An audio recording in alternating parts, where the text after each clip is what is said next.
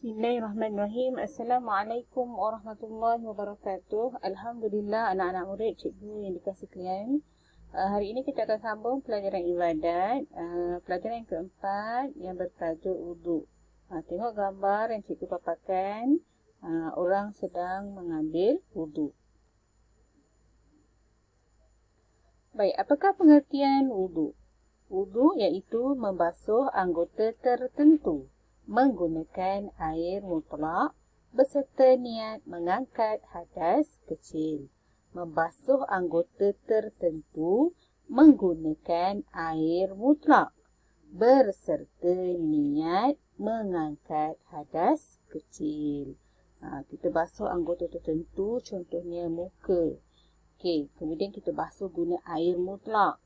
Air mutlak maksudnya air yang suci lagi menyucikan. Kemudian masa kita nak mula-mula ambil wuduk tadi, nak basuh anggota tadi, kita dah niat untuk mengangkat hadas kecil. Itulah yang dimaksudkan dengan wuduk. Apakah hukum wuduk? Okay, wuduk ni wajib bagi orang yang hendak melakukan ibadat yang mensyaratkan mesti ada wuduk. Ibadat yang nak dilaksanakan tu syaratnya mesti ada wuduk. Contoh seperti solat. Sebelum nak solat pastikan ada wuduk. Tawaf, menyentuh atau membawa Al-Quran. Membawa Al-Quran maksudnya membawa Al-Quran yang tidak berlapik. Perlu ada air sembahyang atau wuduk. Jadi hukum wuduk adalah wajib. Wajib untuk siapa? Untuk orang yang hendak melakukan ibadat yang mesti mensyaratkan adanya wuduk. Baik, dalil wuduk seperti firman Allah Ta'ala dalam surah Al-Ma'idah ayat 6.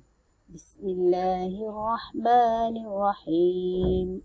فاغسلوا وجوهكم وأيديكم إلى المرافق وامسحوا برؤوسكم وأرجلكم إلى الكعبين.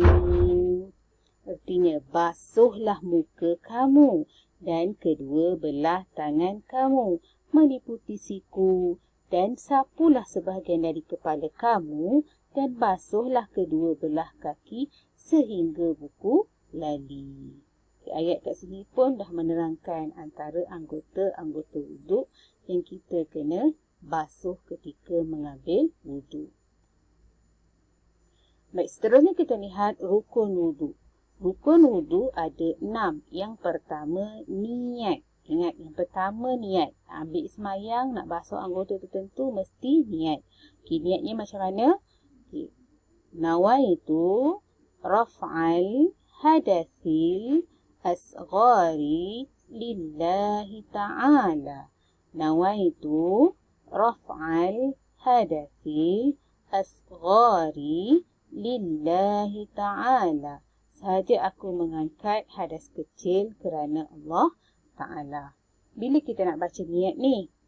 Masa kita mula-mula hendak membasuh muka. Niat kat mana? Niat dalam hati. Tapi dalam proses belajar, tak apa. Awak lafazkan niat tu tak apa. Supaya ibu ke, cikgu ke, bila dengar, sekiranya ada kesilapan, boleh cikgu atau ibu tegur. Baik, rukun wuduk yang kedua iaitu membasuh muka. Pada gambar ni, tengok lingkungan muka. Kawasan muka tu di mana? Itu kawasan muka dari tempat tumbuh rambut, tempat mula-mula ada rambut kat bahagian atas dahi ni. Ada rambut yang disebut sebagai anak rambut. Hingga bawah dagu sini. Dan dari anak telinga, hampir pada cuping telinga ni, sebelah kiri, sebelah kanan hingga ke anak telinga sebelah kiri. Itulah yang dinamakan kawasan muka. Jadi, kena basuh muka, kena ratakan air, mesti merangkumi kawasan yang kita sebut sebagai muka. Baik, itu rukun yang kedua, membasuh muka. Yang ketiga, membasuh kedua-dua belah tangan. Tangan ada berapa? 2. Tangan kanan dan tangan kiri. Baik, kena basuh tangan kiri. Tangan tu nak basuh sampai mana? Okey, kawasan tangan dari hujung jari sehingga dari hujung jari tangan hingga ke siku. Sampailah kat kawasan siku ni. Inilah anggota tangan yang perlu kita basuh. Okey. Seterusnya menyapu kepala.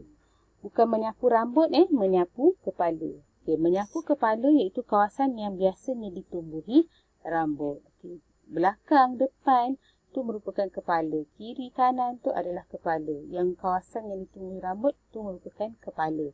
Jadi kebiasaannya kita akan basuh di bahagian atas ni lah kan. Okey, jangan basuh rambut. Pastikan air tu sampai ke kulit kepala sebab kita kena basuh ialah kepala. Baik, yang kelima, membasuh kedua-dua belah kaki. Basuh kaki kanan dan basuh kaki kiri. Kawasan kaki tu daripada mana? Okey, daripada hujung jari kaki hinggalah ke buku lali. Itulah yang dinamakan kawasan kaki. Okey, dan yang terakhir iaitu tertib. Tertib ni mengikut susunan setiap rukun.